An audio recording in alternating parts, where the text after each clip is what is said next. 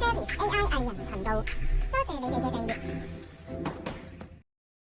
你有冇諗過，當 AI 機械人走進我哋嘅生活入邊，係敵人定係朋友嗎？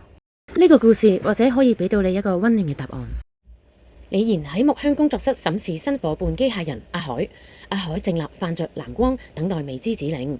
光塵飛揚中，兩人劃清界線，兩個世界就此刻無聲對視。李妍以溫熱嘅手工刻畫靈魂，阿海依數據邏輯精準打掃。一道無形嘅牆隔開兩個人，相近卻遙遠，各自孤獨。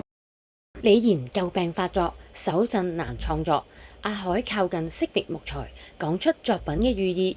機械音第一次透出理解，雨夜中冷漠開始融化。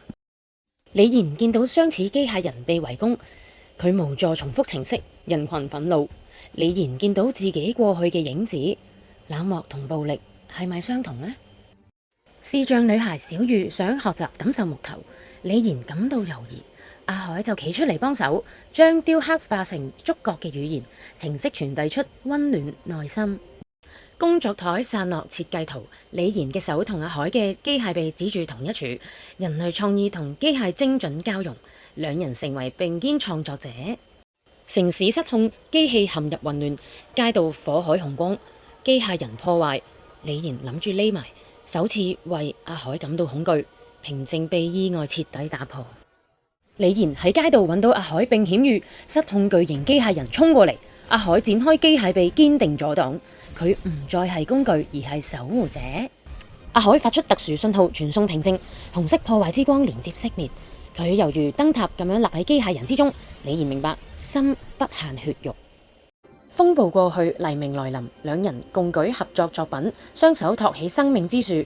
李妍微笑接納，阿海亮起太陽信號，兩個世界融合，完成整個未來。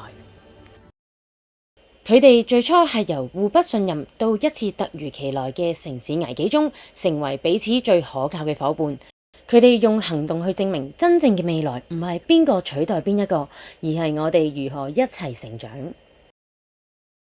呢個故事有冇觸動你啊？喺留言區話俾我聽你嘅諗法。